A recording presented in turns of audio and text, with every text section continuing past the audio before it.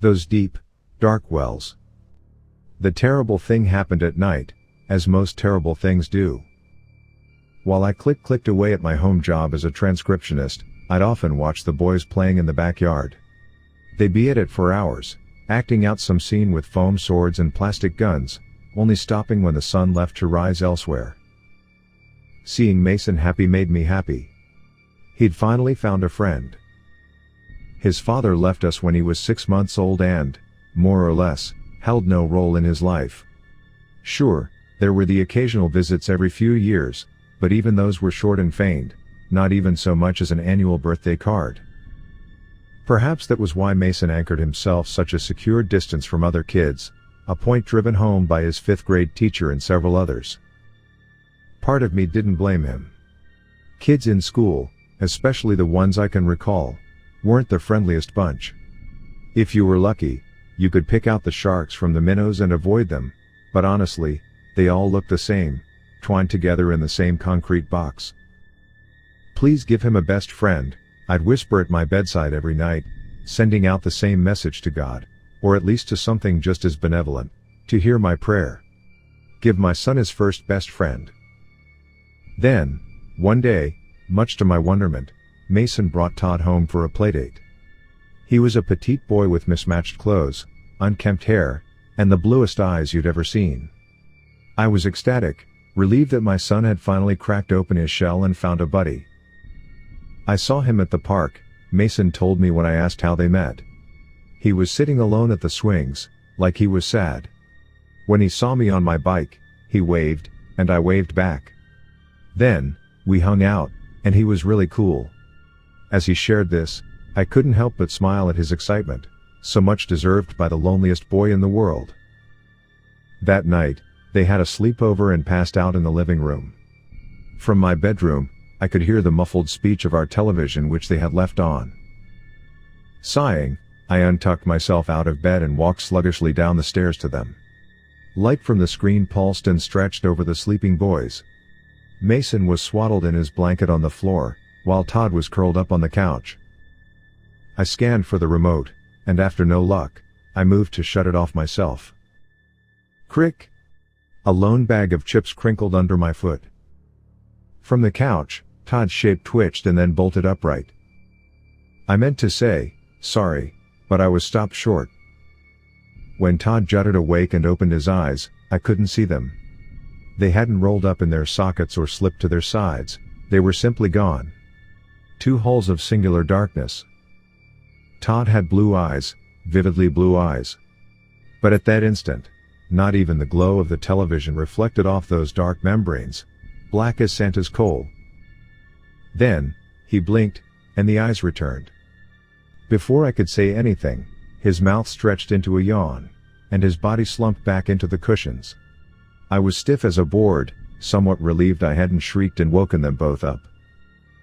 My thoughts told me it was a trick of the light, as did any speck of reason. Vision played games with you that way.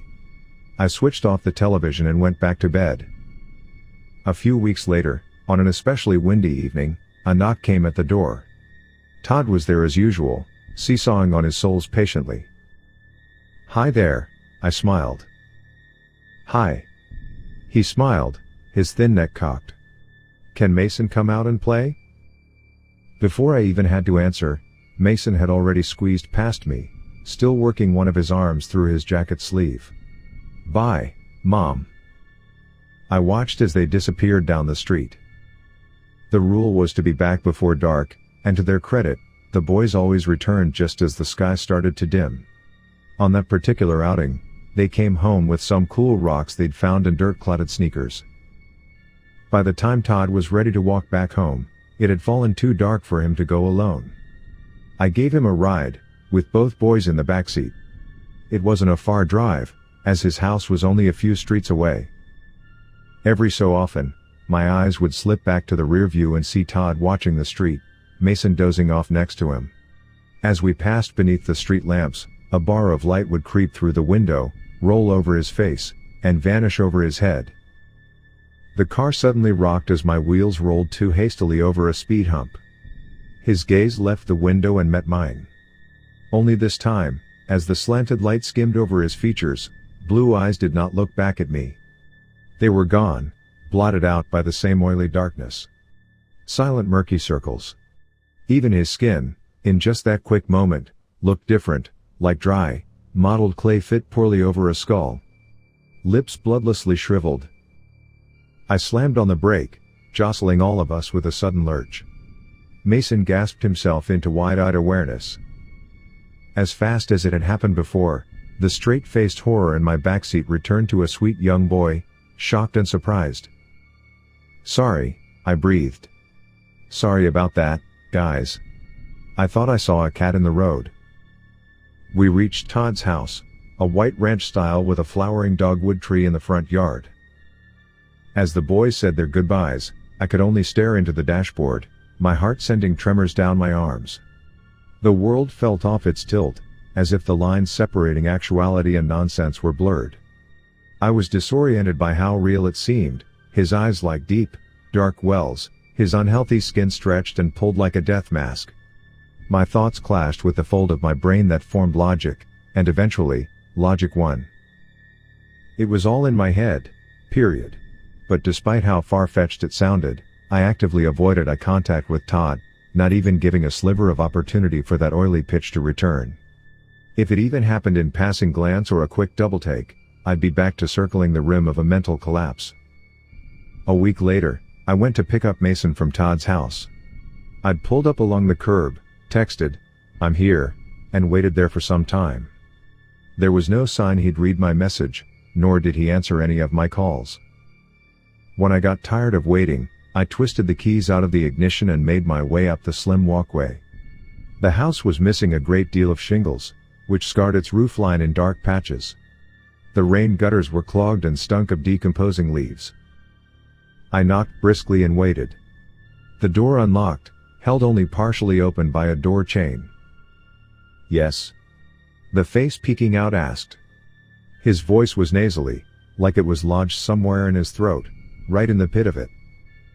"Hi, I'm Holly, Mason's mom, here to pick him up." The door closed and then opened fully as the chain slid out of its holder. The man on the other end was lanky with onset baldness widening his forehead, his eyes tired and heavy. "Oh, sorry about that," he said, flashing a thin-lipped smile and offering a handshake.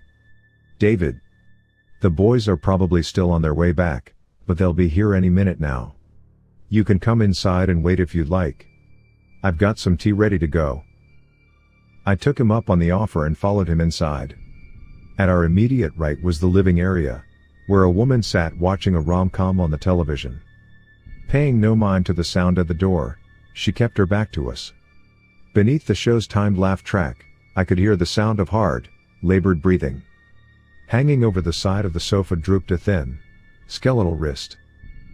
On the wall, a gray Kit Kat clock shifted its eyes and wagged its tail.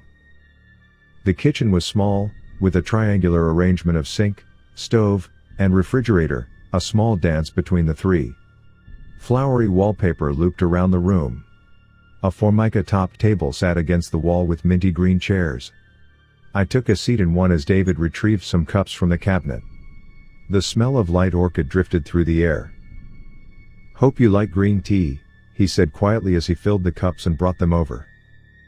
"Green is fine," I replied, taking the cup from him. "Thank you." He planted himself in a chair. "They're really fond of each other, aren't they, the boys, I mean?" "I'd say so. You can hardly keep Mason away," I laughed. By this point, I had noticed the dark pouches beneath his eyes more clearly. In fact, his overall appearance seemed to hang in a mournful sag. Whatever supplement he needed, he was missing a lot of it. "So, how long have you been in the neighborhood?" I asked for the sake of conversation. "Oh, a good while now," he mused, rubbing a finger along his cup. "Really? I'm surprised Mason didn't meet Todd sooner. Our houses aren't too far from each other." "Todd?" he asked, as though needing a moment to remember his own son's name. "Oh, yes. That is pretty surprising. He, gets around." Mason never sees him at school. Does he go to a different district? Lyons creased his mouth. School, well, From the living room, a harsh guttural coughing reached us. David's neck swiveled toward the sound. Excuse me. My wife needs me. He left his chair and hastily went to her. Not too long after that, the front door opened as Todd and Mason arrived. As we said our goodbyes to David and his silent wife, he clasped my hand in a tight shake. It was nice meeting you, Holly, really, it was. When he released his grip, I realized something was left in my palm. When we were back in the car, I folded it open. What's that, Mom? Mason asked. Nothing, sweetie, I smiled back at him, placing the crumpled note in my lap, a phone number, a time to call, and the word help scribbled into its loose leaf. It was nightfall when I unfurled and read it again. I was in the backyard occupying a seat at our fire pit, my cell phone in one hand and a cigarette pinched in the other. The note said to call at 8, which was only 5 minutes away. As the time drew closer, my chest grew tighter with anxiousness. Moments ago, I'd snuck into my own room, pulled out the bottom shelf of my dresser, and unearthed the pack of Marlboros hidden there. 3 years I'd been without them, and 3 years I'd kept my promise to Mason to stop smelling like an ashtray. But tonight, shamefully, they were the only thing holding me together. When the clock on my phone pulsed 8, I took a long drag on the cigarette and dialed the number. The tone cheered in and out a few times and finally connected. Hello? David's voice chattered on the other end. Who is this right now? My heart rattled in my throat. It's Holly, Mason's mom. The voice exhaled and then returned briskly. I need you to listen to me, okay? Are you listening? Yes, I'm listening. Keep it away from your boy. The fire pit popped and spat a few embers. Keep what away? What are you talking about? Listen, he snapped, a manic weight to his words, don't let Mason come over here anymore. It isn't safe for him. Don't even let it go over there. You have to stop this now. I twisted my neck back toward the house and then leaned forward in my chair. Are we talking about your son right now?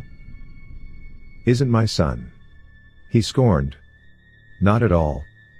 Not in any way. You need to calm down. If you need help, I can call the police. No. No police. He screamed, his voice so tight and stressed that it splintered on the other end. It will take more from her if you do that. My wife, she can't handle much more. It's taking something from her, taking something from me. We can't get rid of it now. It's too late for us. But not for you. You can stop this. He started to weep and muttered to himself. It came to our door to use the phone. Why did we let it in? Why did we let it use the fucking phone? Something stirred in his background. He paused and then whispered, keep it away from him. And then he hung up. I'm not sure how long I sat out there, but it was long enough for the flames to shrink into powdery mounds. When I entered the house again, Mason was on the couch with his tablet. You smell weird, he said, taking note of me. The fire pit, I lied, my thoughts too heavy to muster anything else. He flashed me a big smile and tactfully asked, can I have a sleepover at Todd's this weekend? No, I answered stiffly. That isn't going to work. Why not? He persisted. Todd always sleeps over here. Why can't we do his? Because, Mason, I said no, end of story. He shot an icy look of defiance at me. Fine, then he'll sleep over here then. No, he won't. We are going to take a break from Todd for a while. His jaw opened, flabbergasted. You can't do that. I just did, I said, perhaps a little too matter-of-factly. As I walked back up the stairs, I could feel the burn of his eyes watching me on every step, both of our nights now ruined. David's deranged garble on the phone sat with me for the rest of the night. I had no idea what to do, what to fix, what to think. Keep it away, it isn't safe for him, the message, So vague but also desperately clear. I had to keep Mason safe, that was all that mattered. The next day, after Mason was back from school, I sat him down on the couch. "I'm sorry for last night," I said. "I was very stressed, but that is not the way I want us to speak to each other again, okay?" His eyes naturally scanned the floor. "Okay. I love you, Mason, and no matter what, I want you to be safe, so there are a few things I need to know about Todd. Will you do that for me?" He nodded again, his sneakers softly kicking the backpack slumped on the carpet. "Did he ever act weird or strange to you?" His head shook. "What about his parents? Did he act different around them at all?" Same answer. I wasn't sure how to word the next question, but I did my best anyway. "Did he ever do something with his eyes?" This time, Mason nodded. My heart squeezed itself smaller. I wanted so much to change the subject, to retreat to the kind cadence of sanity. But I had to know more. I had to protect my son. "What did he do with his eyes?" "A trick," Mason replied hesitantly. "Told me not to tell anyone though." "You have to tell me." His lips crinkled, trying to keep the secret zipped up. Then, he finally spoke. "He could make them disappear." I felt drugged by his words, my head even feeling lighter, like all the logic in the world had just been raptured away. "You did see them," my thoughts repeated. "You did see the deep, dark wells." As quickly as all my self-doubt left, a scream of dread filled the empty spaces. "Did it scare you?" I asked. "A little," Mason replied absently. "He said not to be though, that he'd show me how to do it too." I grabbed his shoulder, making him jump suddenly. "He didn't know, right? He didn't do anything to you?" He looked confused, like I was the one talking crazy now. "No. I know that he is your friend, Mason, but I need you to promise that you won't see him anymore." Mason's gaze flicked back to mine, his eyes wide with betrayal. "What?" The tears began to come down. "Promise me," I repeated, the words like razors scraping down my tongue. "I don't want to."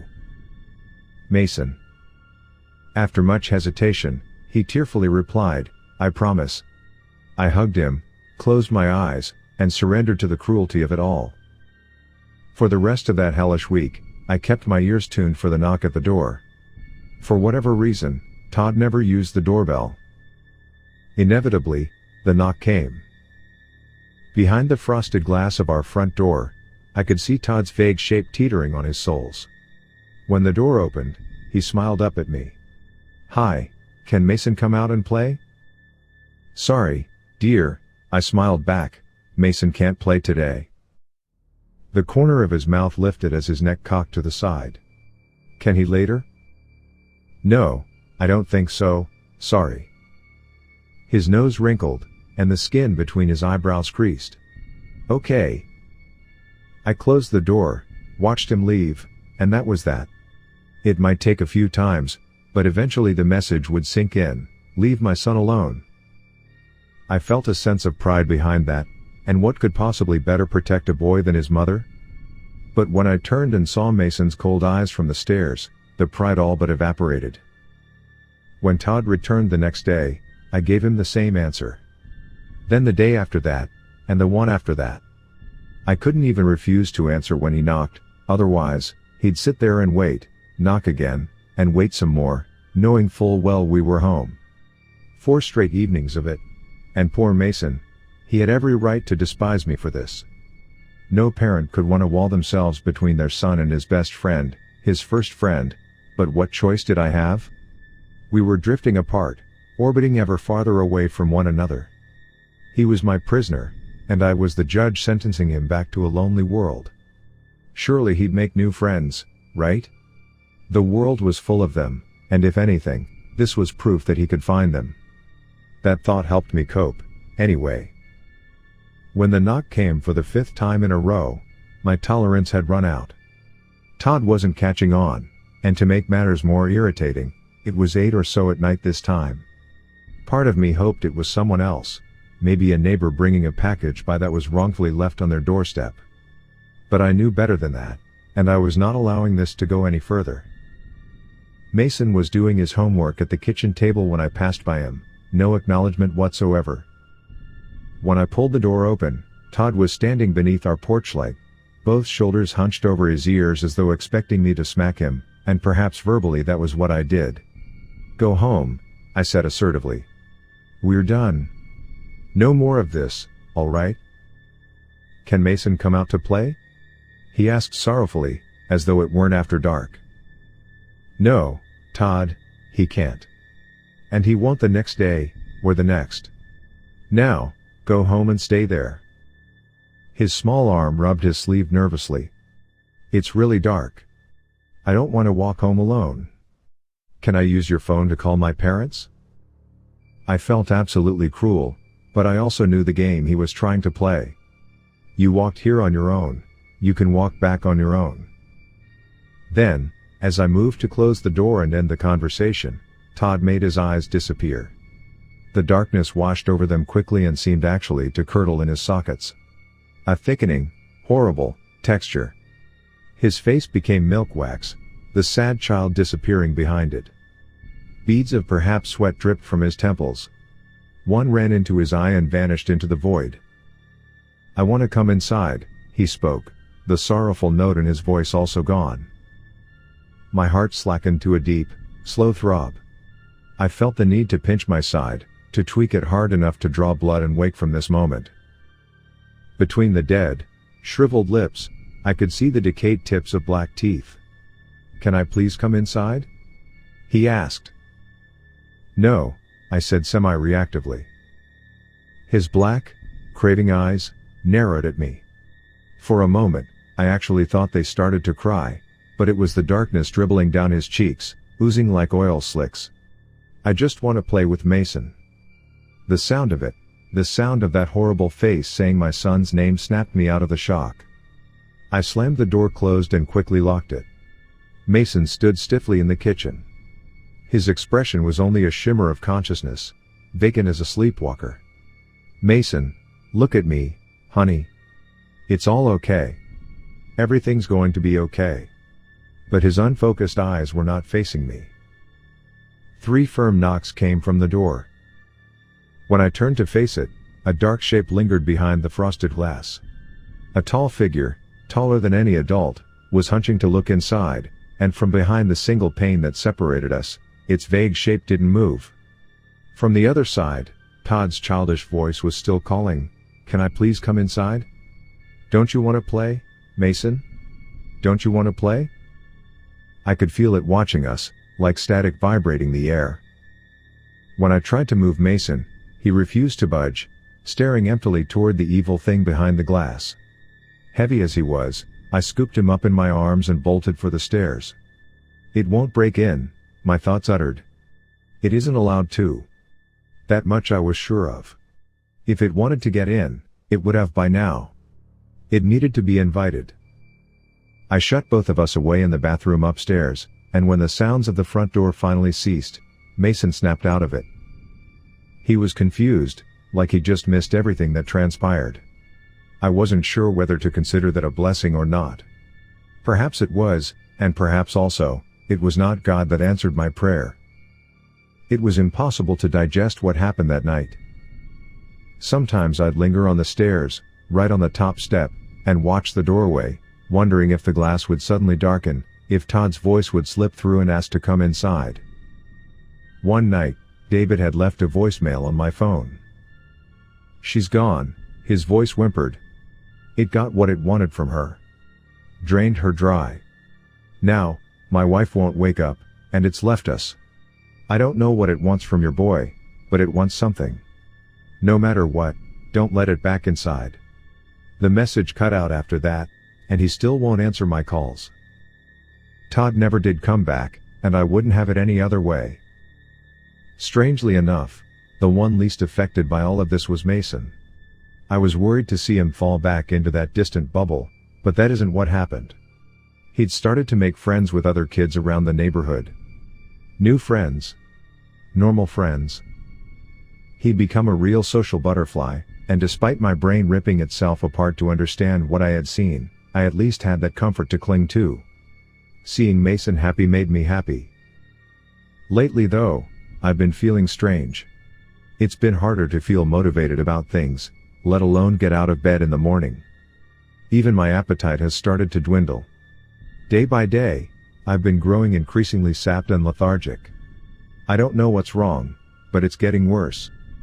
Mason's been helping me get around the house, even going out of his way to play chef and make me things to eat. He's a good boy, but sometimes, dear Lord, I catch something in his eyes, something that shouldn't be there. But it's only a trick of the light, please God, let it only be a trick of the light.